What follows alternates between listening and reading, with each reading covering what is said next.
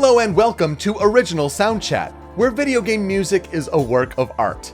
On each episode, it's our goal to help you learn about 2 soundtracks from the world of games, as well as the people, stories, and critical tracks behind them. My name is Peter Spezia, and we're brought to you by Anonymous Dinosaur and Rhymes with Asia. It's time to appreciate great OSTs and the games that they come from, without getting too bogged down in music theory. This week's game is the dazzling 2D Metroidvania sequel about a light spirit and his baby owl friend that ended up being 3 times bigger than its original game, 2020's ORI and the Will of the Wisps. If you caught last week's episode of the show, you know that this is another solo episode of Original Soundchat, as Joe DeVader, my co-host last week, covered Roller Coaster Tycoon, and this is our way of kind of managing workload expectations when all of last week I was out in the middle of nowhere, like no connectivity, barely any Wi-Fi, just for like a day, maybe. It was a bit crazy, but now I'm back and I'm researching, recording, and editing this all in one day. So if you're catching this on release date of August 17th, 2021, well, kudos to you. We've got a lot of work put into this day. So ORI and the Will of the Wisps is my game that I'm covering this week for the solo episode. We're going to be back to our regularly scheduled programming next week with 2 games and both co-hosts. But let's see, Joe had a pretty amusing theme last week, just thinking of Roller Coaster Tycoon 3 on his own. But these 2 games were originally scheduled to be paired together. So if I had to think of what a theme for these 2 games, for Roller Coaster Tycoon 3 and ORI and the Will of the Wisps, I'm going to go with going from 2D to 3D. As Joe mentioned last week with Roller Coaster Tycoon 3, that was the shift for the franchise from isometric sprites to actually 3D models. And similarly, ORI and the Blind Forest was a originally 2D art game, transitioning to 3D models for Will of the Wisps, and still kind of keeping that same artistic style, but a bit of a transition there. So I think that's going to work for a theme this week like we usually like to do with these games here. Well, before I get into covering ORI and the Will of the Wisps, let's talk about some composer follow-up news, because while I was away from society, Joe was very good and diligent in covering some of the news that had happened in the past week of video games and mixing that in with the composers that we've talked about previously on this show. So let's start with a shot called from Mr. DeVader there, as music from the World Ends With You series is now available on Spotify. He asked for it, just like he thought, a Pokemon Snap sequel will never happen, and so it did. Another shot called, another news story happening. So the TWUI series gets its music now on Spotify. Music from the original The World Ends With You, also Neo The World Ends With You, which just came out a couple weeks ago, and music from its anime adaptation. So way to go, Square, in music licensing. You got that all sorted out. Platinum Games announced a new upcoming shoot-'em-up game called Sol Cresta. Why is this relevant? They announced that music will be done by Yuzo Koshiro, the famous Streets of Rage and ActRaiser composer. We covered him on that ActRaiser episode that we had of Original Soundchat, so that's neat. Platinum doing some new interesting things and bringing in a legendary classic composer to handle its music. Bomb Rush Cyberfunk was a highlight of the Nintendo Nindy World presentation that happened on August 11th, and that game is releasing in 2022. It is a timed console exclusive for Switch. Very briefly, but it is. So Bomb Rush Cyberfunk is kind of the spiritual successor, if you will. It's, if Sega's not going to do a Jet Set Radio, we at Team Reptile, makers of Lethal League, we're going to do our own and call it Bomb Rush Cyberfunk. So they're going to get music by Hideki Naganuma, the original composer from Jet Set Radio, and, quote, a wide variety of artists. Joe throws in a little note here, says, if I had to guess, 2 Mellow is probably in there too. Wouldn't be too much of a surprise considering his fan-inspired work based off of Jet Set Radio. That's a good guess. We covered him a couple weeks ago on the show. Similarly, in that Indie World presentation, Necro Barista Final Pour is now available on Switch. Kind of a director's cut of that game, I would imagine, based on what I saw of it, and the score is by Kevin Penkin, who we covered for his work on Florence. That was a couple years ago already. Wow. Crazy how time flies. But yes, that is now available on Switch. Coming to Switch, again in that same presentation, Tetris Effect Connected, coming to Switch on October 8th. You know, it's good to get that game in more places, especially after its Xbox Series X launch exclusivity. So it came to PS5, now it's going to be coming to Switch on October 8th. The Life is Strange Remastered Collection, though, has been delayed to 2022 to give the team more breathing room after the release of Life is Strange True Colors. That makes sense. Life is Strange True Colors, though, has also been delayed for its Switch version. It's still coming out September 10th everywhere else, but the Switch version is still aiming for a 2021 release on that platform. So if you wanted to get that Life is Strange update, there you go. We covered Seth Parker on the show for his work on Octodad, and well, his most recent musical work is for the Bugsnax soundtrack. And that soundtrack is now available at younghorsesgames.bandcamp.com. Here's a weird one. Counter-Strike Global Offensive has released the Tactician's Music Kit box, and it features music from composers that we've covered on the show before, such as Austin Wintory, Chip Zell, Laura Shigihara, and more. I would have never expected CSGO to be pulling this kind of album, but I guess here we are. And with research, recording, editing being all done by the same day, I'm going to say that tomorrow, Wednesday, August 18th at 9 a.m. Eastern Time, is a Pokemon Presents Direct. It's apparently 28 minutes long, so we're going to probably see a lot of Brilliant Diamond and Shining Pearl news with the remake of Gen 4 coming to Switch. We've covered Diamond and Pearl on the show before. Maybe some news on Pokemon Legends Arceus. See if that's actually going to hit early January. They'll probably have some Unite news. I guess there's like Blastoise and Blizzy kind of found as characters in code. I don't know. Should be interesting to see, especially when Pokemon wasn't really a presence at all at E3 2021 this year. So a lot of news, certainly. But now let's get into the game I have to cover this week, and that is Ori and the Will of the Wisps. You may be wondering, with all your talk of previous episodes and all, have you talked about Ori and the Blind Forest before? We sure have. Episode 59 of the show. We paired it with Hollow Knight. I think that was a really good episode. In fact, I think one of our best. And in fact, Ori and the Will of the Wisps we had previously mentioned in our Best of 2020 episode at year's end of 2020. Had it at number 6 on our countdown of the year's best game soundtrack. So it was due eventually, had to cover it. So let's get into it. Ori and the Will of the Wisps released March 11th, 2020 for Xbox One and PC. A Nintendo Switch version was released September 17th, 2020. So just a little bit over 6 months later. That's actually pretty good for what was seen originally as an Xbox exclusive. It is developed by Moon Studios and published by Xbox Game Studios. IM 8-Bit handled the work on the Switch version. Ori and the Will of the Wisps is a 2D Metroidvania. And if you are unfamiliar with the term, let's give you a quick recap. A Metroidvania, a portmanteau of Metroid and Castlevania, games that are platformers with an emphasis on exploration, collecting items and upgrades, and then you have to backtrack through that map to previously inaccessible areas. Use your new items to go explore more areas. So in Ori and the Will of the Wisps, you'll jump, climb, glide, and swim between various platforms to solve intricate puzzles while defeating enemies along the way.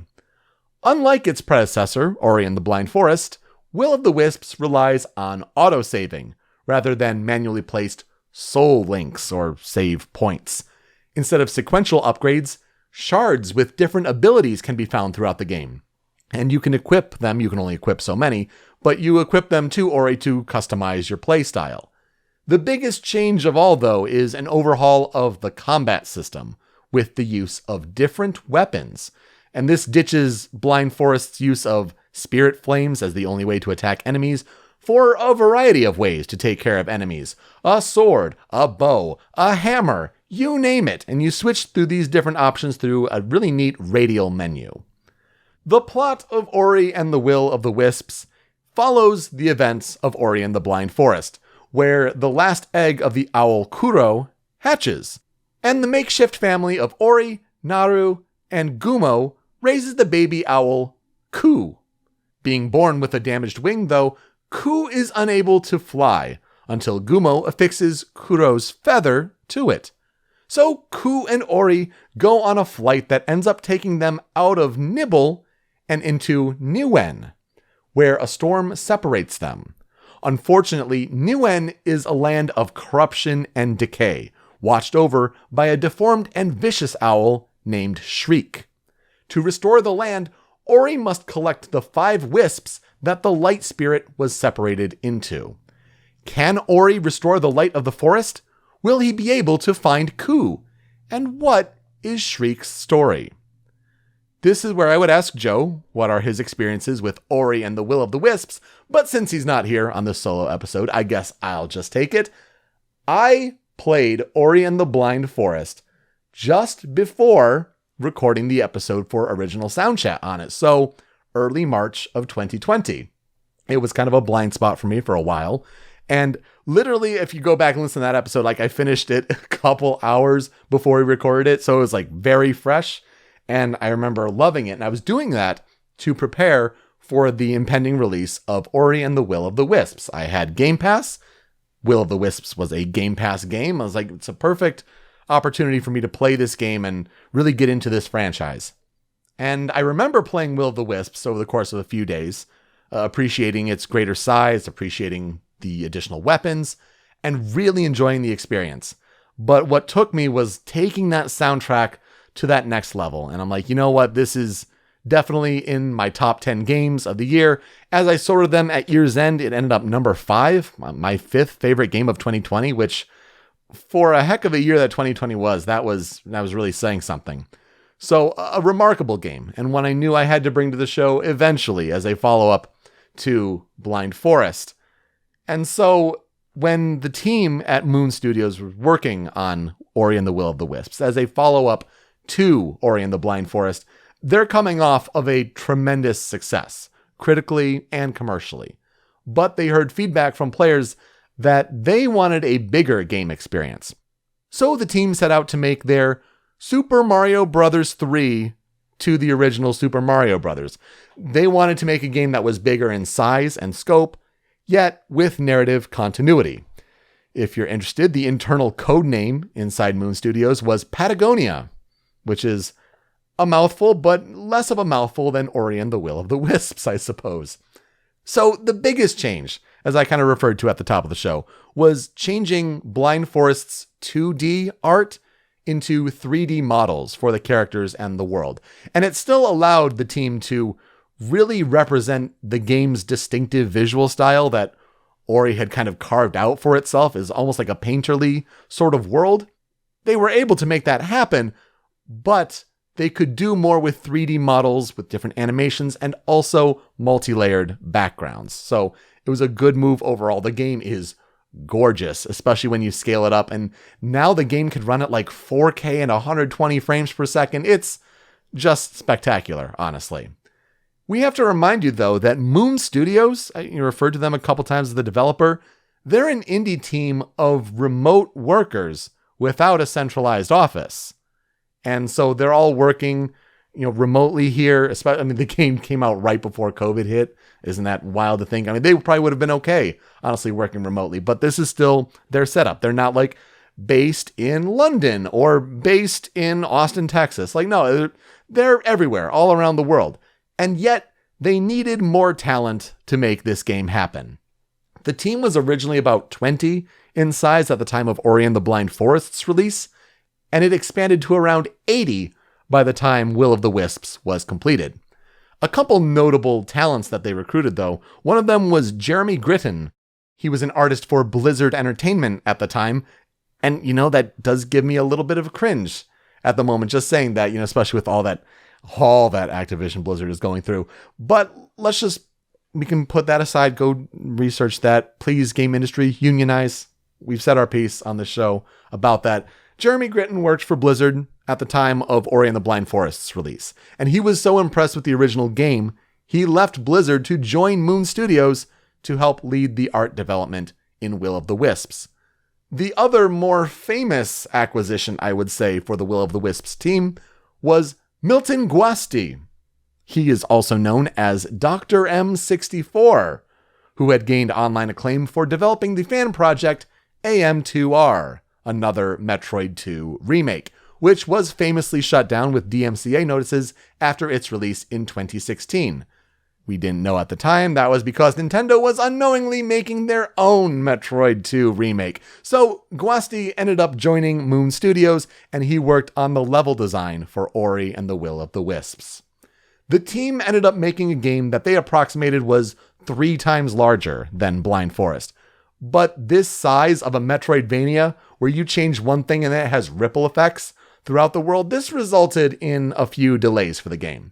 So the announcement trailer was shown at E3 2017 with just a gorgeous trailer and music that was played live on stage by Gareth Coker, if I remember correctly. So this trailer shows up at E3 2017, and then the next year at E3 2018, they have another trailer that says the game, we're aiming it for a 2019 release.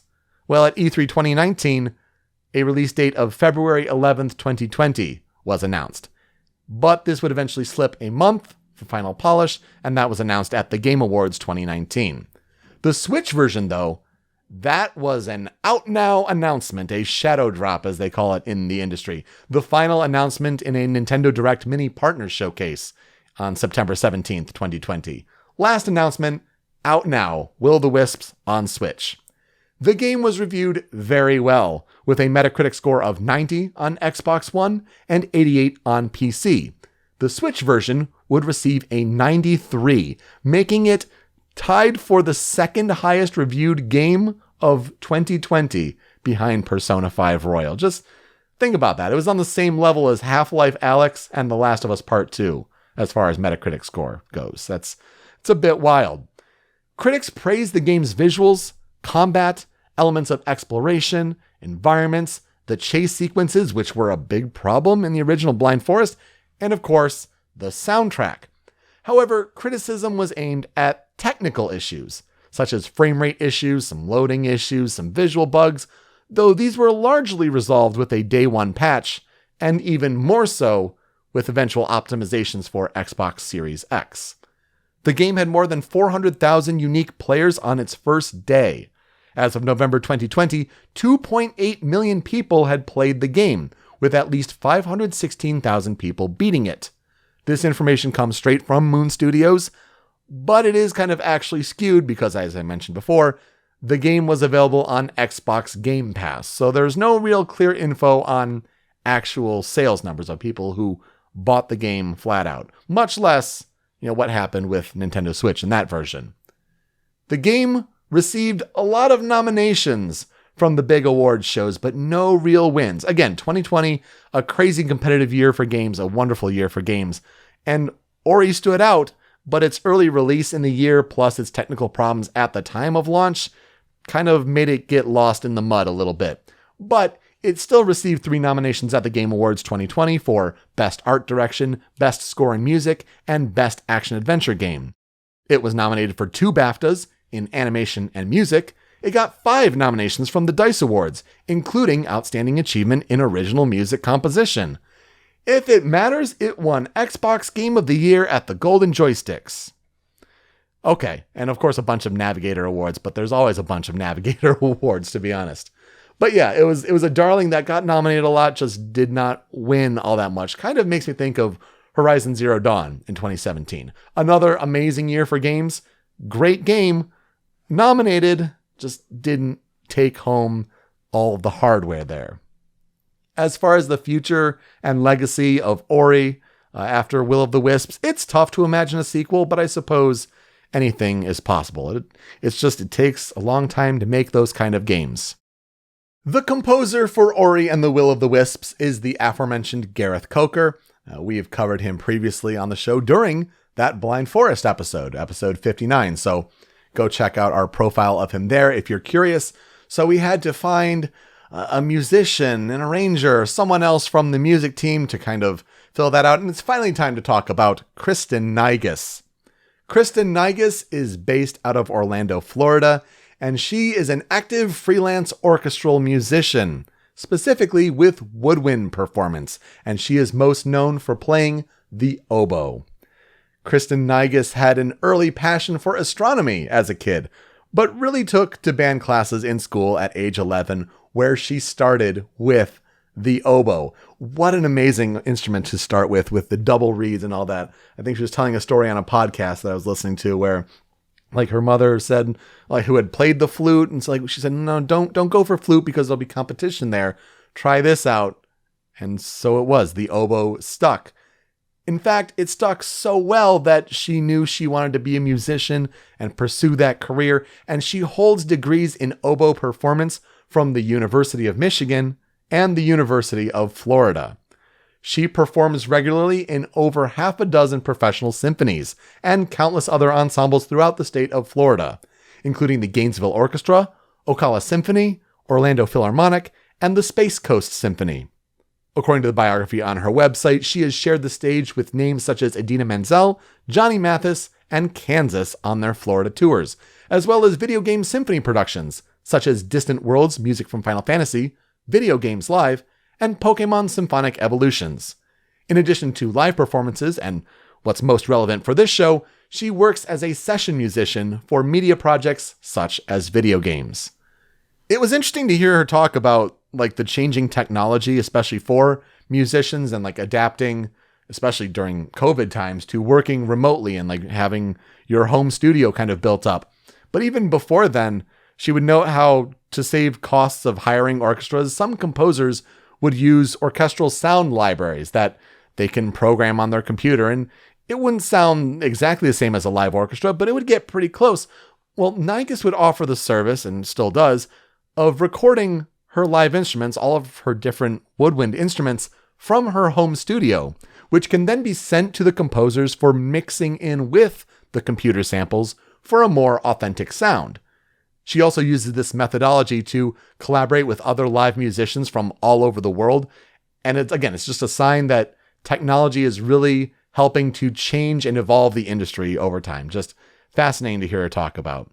She uses the alias Field of Reeds online, and that was kind of her start into putting her music out there. She mentioned how her YouTube channel, Field of Reeds, was kind of her way and foot into the industry, something that she could point to as her work.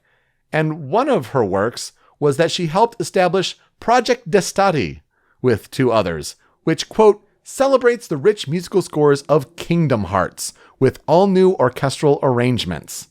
She noted how they sell albums of their fan-based Kingdom Hearts work, and that's okay because they officially license them through Disney.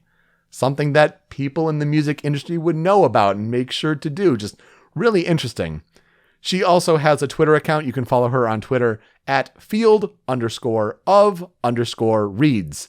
I found a tweet from her, which was amusing. She had a screenshot of an article where it was an interview with Yoko Shimomura and Tsuyoshi Sekito.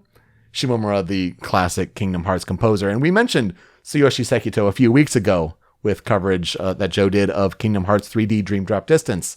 And so she had this screenshot of an article and says in her tweet, thinking about that interview with Yoko Shimomura and Tsuyoshi Sekito, where they're like, the oboe is the best instrument ever. Also, if you crack a note on it, you'll never get hired again. So she's a good follow on Twitter for sure, at field_of_reeds. And you can find her website at field-of-reeds.net. So what is her discography? Well, she's worked on plenty of games that you may know of, especially in recent years, as a performer. Whether it's with oboe or other woodwinds, just a performer, she has her footprint in a whole bunch of different games. These include Lara Croft and the Temple of Osiris, Abzu, Super Lucky's Tale, Farpoint, Absolver, The Banner Saga 3, Where the Water Tastes Like Wine, Moss, The Dark Pictures Anthology, Man of Medan, Darksiders Genesis, Sky, Children of the Light, of course, Ori and the Will of the Wisps, The Pathless, Immortals, Phoenix Rising, Sackboy, A Big Adventure, Ekenfell, Hades, Battletoads, the 2020 game, of course, Lost Words, Beyond the Page, Temtem, Chicory, A Colorful Tale, and the upcoming Aliens Fireteam Elite. You may notice some threads there with certain composers. Austin Wintory comes to mind. Gareth Coker comes to mind. It's good to know. And also Darren Korb, because she was also a part of the Supergiant Games 10th Anniversary Orchestra. part of the orchestra for that, where Austin Wintory was conducting, but, Darren Korb's music. I figured that was worth to bring up because Joe went and saw that performance. I think it was at PAX East, if I remember correctly.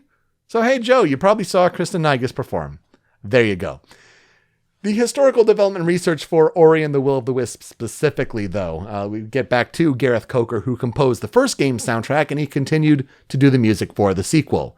And because this game had more characters, he was able to incorporate unique themes for each of these characters that Ori meets throughout the game. Everyone kind of has their own leitmotif. He says that a lot of pre-production work was involved, but a lot of the heavy writing of the music, the production of recording, was done throughout 2019. Coker said, quote, "I have access to the game from early on. I learned about the gameplay mechanics, how Ori moves, the abilities, and the general level design. This informs how I'll structure the game on a macro and micro level, as I'm generally looking for places where I can change the music. All of the music changes are tied to events, both large and small, that the game tracks while you are playing the game." He also says, quote, "Ori's music is largely horizontal, but changes sometimes on a granular level according to whatever actions Ori has completed in the game. In theory, it sounds fairly simple, but there are so many variables to consider." This interview I found with him, thanks to Spitfire Audio, by the way, for that interview, mentions how he worked with a composer named Guy Whitmore, specifically for music implementation. It was fascinating stuff. I would definitely give it a read if you're interested, like all of those variables that are kind of at play. He kind of goes in depth. Also with his sound setup, it's really, really neat stuff. You really want to get into the nitty gritty of it. He also mentions, quote, "I heavily associate colors with sounds, so this is a very important part of the process."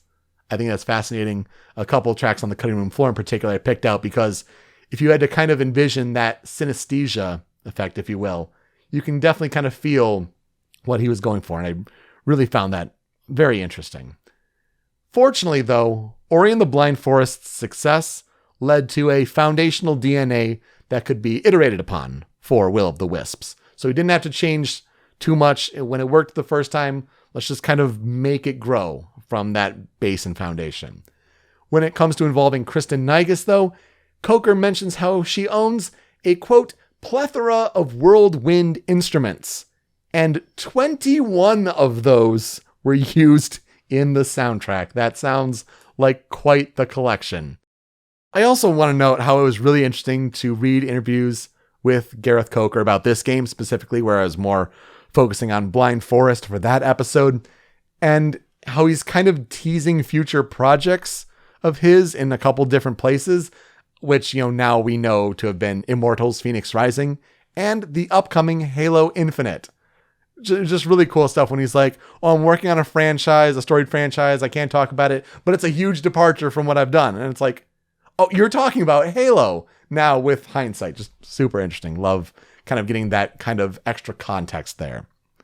So let's talk about the soundtrack for Ori and the Will of the Wisps. And we get to it with the 5 critical tracks. We'll start with, the very first track you hear. This is Main Theme.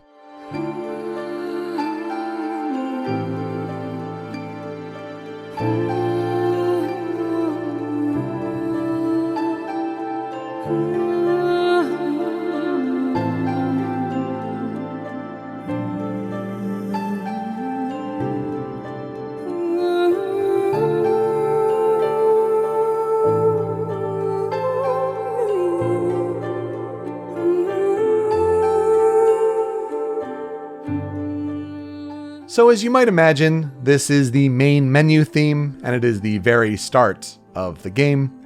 The credit of featured vocals on the soundtrack, they were credited to Arely Brighton, who we highlighted in the first game. She was the main vocalist in that game. Haven't done a profile on her yet, but that should be a familiar name for Ori fans. And also Kelsey Mira.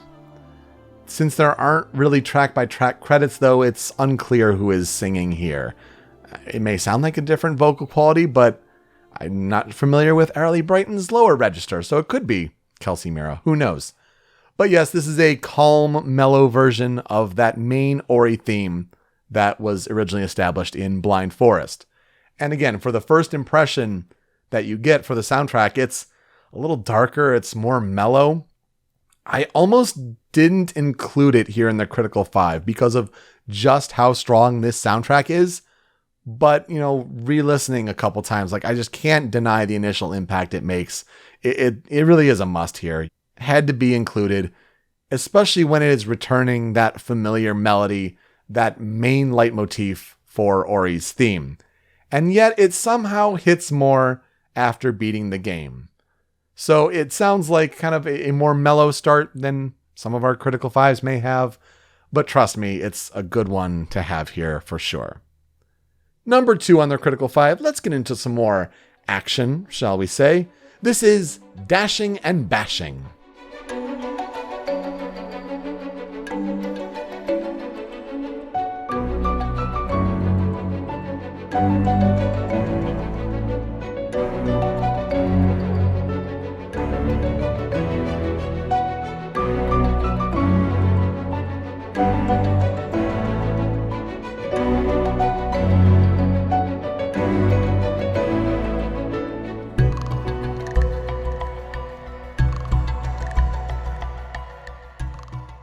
Dash and Bash are foundational abilities in the Ori franchise, and this piece kicks in when Ori obtains the dash ability in this game.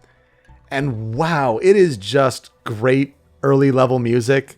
I think it really shows a flexibility, a lightness, an energy that is really fitting of Ori's overall platforming ability. It's the piece that just caught my ear early on in the game. I'm like, yep, that's an earworm for sure, as I'm kind of exploring this opening area, getting my feet under me, so to speak, with Ori's abilities again. And I really love how, doesn't show it in the clip, obviously, but later in the piece, it continues to these slower, more grand sweeping soundscapes, and then kind of into like darker battle-like textures.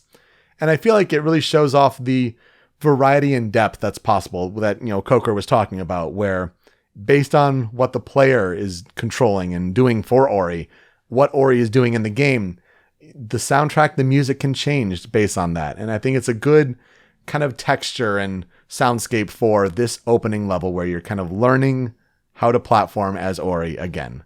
Just a really catchy earworm of a song, really, in the beginning. Number 3 on the Critical 5 for me, I had to put this one. This is like one of the immediate ones that had to go here. This is Sanctuary in the Glades.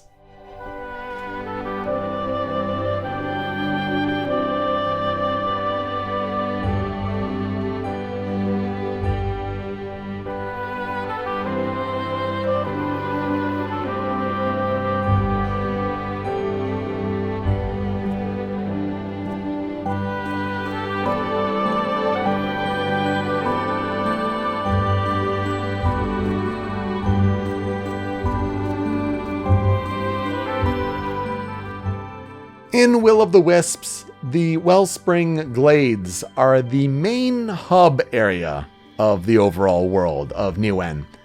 And it's the area with all of the Moki, these kind of cat-like creatures that some of them have little side missions for you to take on. And it's kind of just the base where everything branches off into the different parts of Newen. So you're going to be revisiting here a lot. And man, what a piece. It has this Lord of the Rings vibe, I would almost say, with this positive, relaxing mood. It's like peace put into musical form. And I especially wanted to highlight this, not only because you hear it so regularly as you return to this hub world, but that Kristin Naigus oboe. The oboe is there. It sounds phenomenal. The live performance and recording, just absolutely wonderful to hear. That just nice and clear and solo. I mean, just a really standout part of this piece. And it just really adds to the calming nature of this one. I feel like it's a really important one for this game. You may have some darker, more intense pieces, but everything's all right here in the Wellspring Glades. Number 4 on the Critical 5 for me, I also had to include this one because this is a big standout moment in the game, and it just has to be here. This is Escaping a Foul Presence.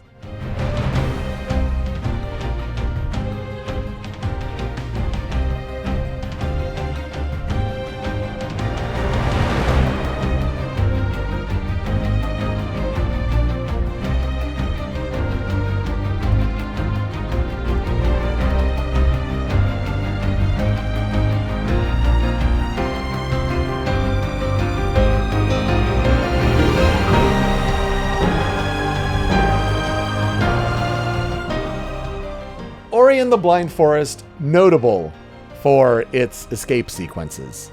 Certainly the water one, right? Whereas the Ginso tree, and it was vertical and it was long, and oh my gosh, it was so tough. They return in Will of the Wisps, and they still may be the toughest parts of the game for some. But you know what? Thank goodness it still has some of the best music and energy on the soundtrack. This is another water escape sequence, so it's the one for this game. So I feel like it is very reminiscent of the track Restoring the Light Facing the Dark, which was another escape sequence track from the Blind Forest episode. We highlighted that one. So you get a lot of the same vibe for this one, but I really like this one. It just has a good pace to it with that 6/8 time signature. And you just gotta love the Ori leitmotif. I love hearing the da da da da da da da da da. Like, oh, hearing that come in with the proper orchestration. The end of the clip. Oh my goodness, the full swell of the orchestra. It's just a wonderful piece. And it's one of those ones where like you don't feel too bad dying over and over because you get to keep hearing the music in the game. I feel like this was the moment where, you know, like this soundtrack has to be covered on the show in some form. We got to bring another Ori game. Got to talk about it. And it really struck a chord with me for sure. The final track, though, of the Critical 5, let's get to it. This is Shriek and Ori.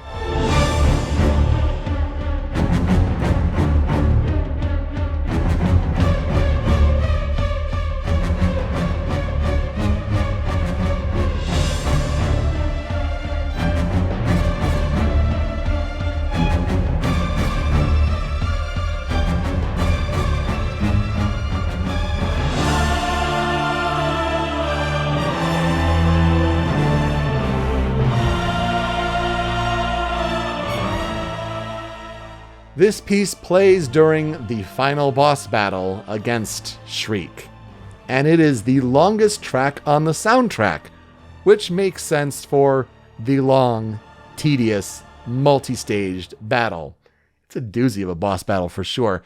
The clip included here is near the end of the piece, and while I do also like the beginning of it a whole lot, and it's kind of what made the piece stand out to me, especially while playing that tough boss battle, I really love the end of the clip here because it shows these conflicting leitmotifs. That you have Ori's theme going up against Shriek's theme. And for it to be the climax of the battle, it's highlighted perfectly. Beautiful work by Gareth Coker. Just fantastic. I also feel like the piece really nails that final boss energy. And this is in a game of, let's be honest, harrowing bosses. You have Mora the Spider. You have other beings that are corrupted by what's happening in Newen. So it's just a really great standout piece. I feel like a lot of fans really were drawn to it, and Shriek's plight, honestly, was also a standout narratively. So just a great piece and a good one to wrap up the Critical 5 on. But let's get to a couple tracks on the cutting room floor, though. For me, the first one, a piece I had to fit in somewhere. This is In Wonderment of Winter.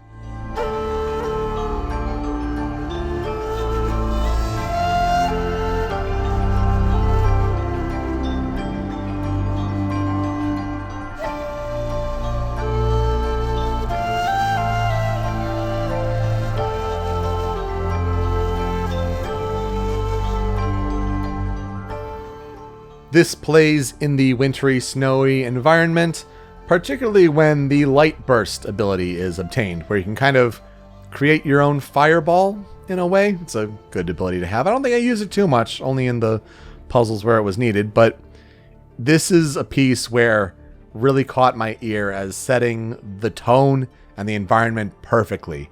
I think it really gives you the impression of winter and ice. And you know what? When Gareth Coker is talking about thinking in colors and the music reflecting colors, like, I think you really feel the blue here, like an ice lighter blue. And just a beautiful job done here, especially because Kristin Naigus shines once again with her performance on the flute here. I mean, wow, you can even hear, if you listen closely or turn it up enough, like you can hear the breath work to have it just be that real authentic performance. It's fantastic. Very talented in more than just the oboe. I mean, for Kristin Naigus to be the featured woodwind player is just perfect for this game, honestly. So my other track on the cutting room floor is another escape theme. but it's near the end of the game. This is Escaping the Sandworm.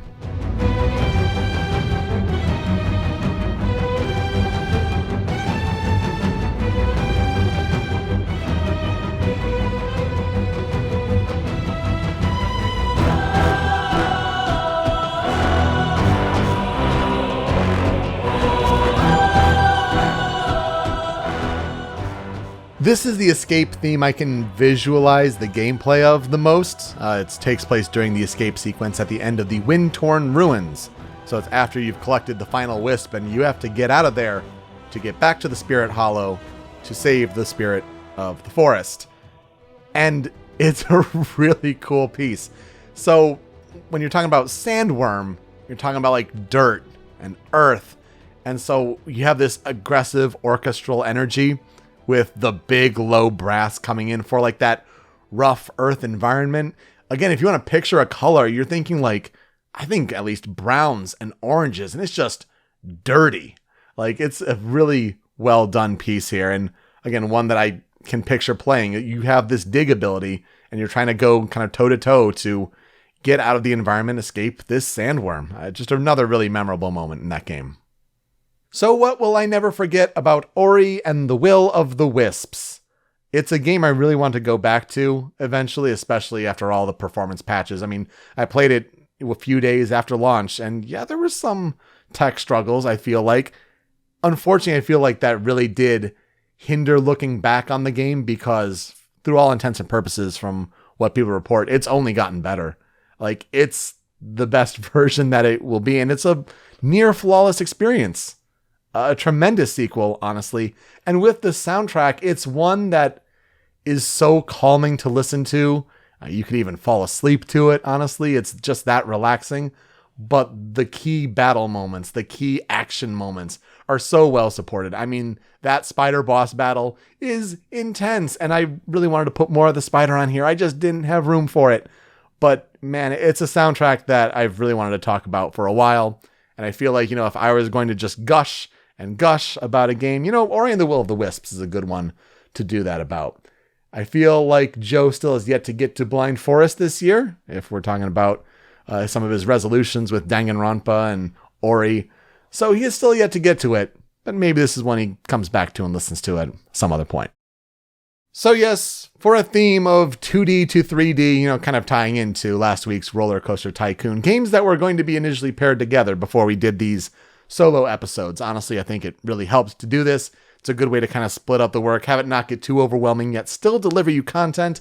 I think it's a good way to make that happen. And hey, especially with working from scratch and doing it all in one day here, out to publish, I am busting my butt on this one. But hey, that will do it for us this week on Original Soundchat, or at least on my behalf. You can find me on Twitter at PeteSpeakEasy. The other co-host of the show, Joe DeVader, he's over at StringPixel, so definitely go give him a follow.